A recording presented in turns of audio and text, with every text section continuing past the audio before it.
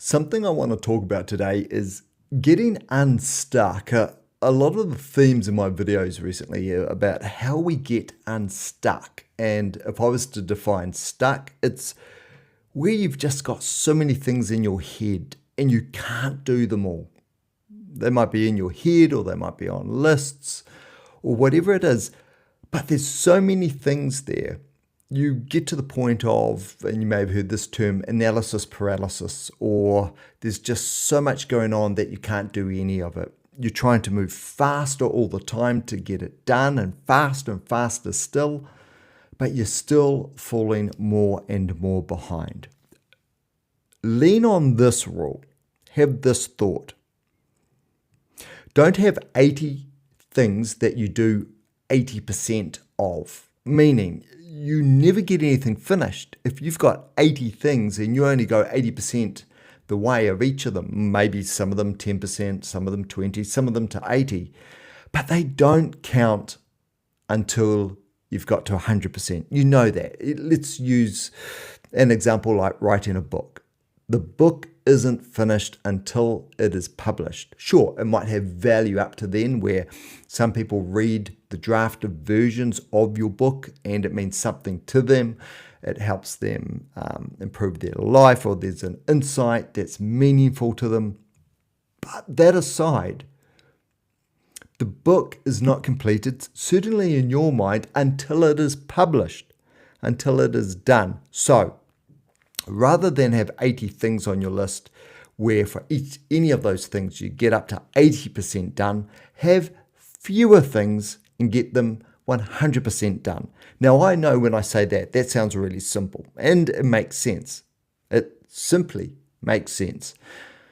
So how do you then get some things done? And that's been my focus for this year. And coming into the start of this year, I had a myriad of things that were work in progress.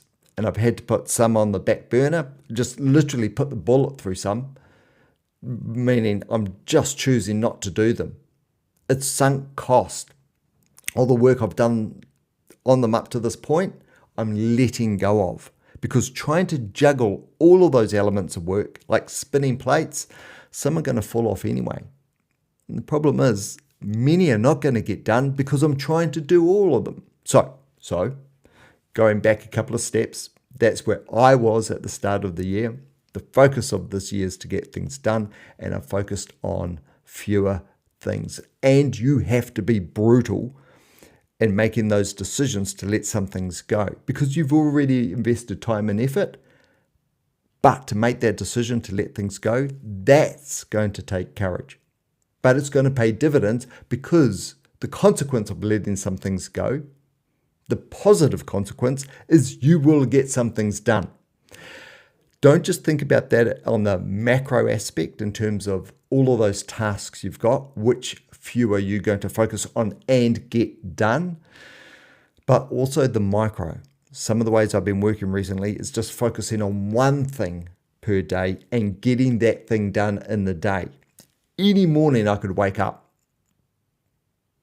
not just any morning, almost every morning, and there's 10 things I could write on today's to-do list because I want all those 10 things done and I want them all done now.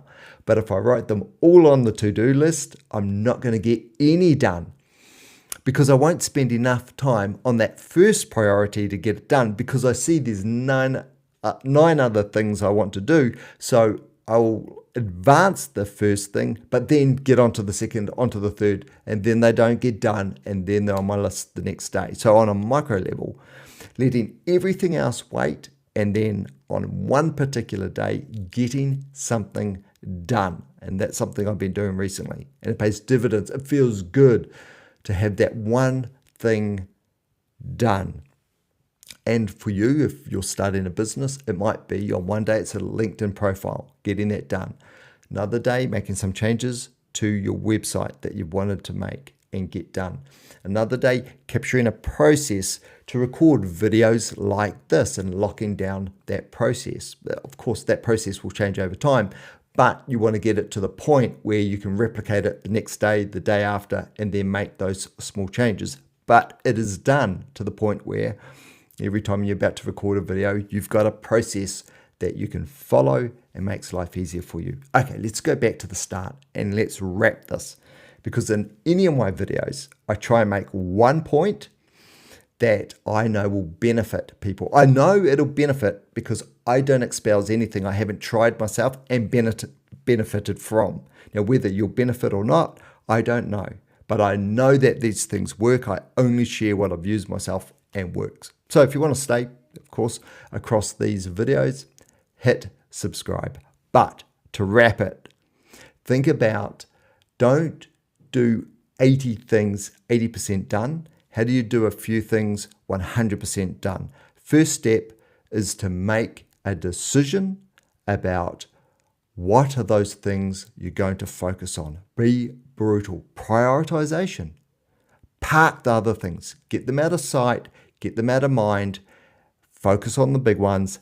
Get them done. You know you've got it in you. You know you do. Get them done. Any questions? Throw them in the comments. I will help. Here to help as much as I can. Take care.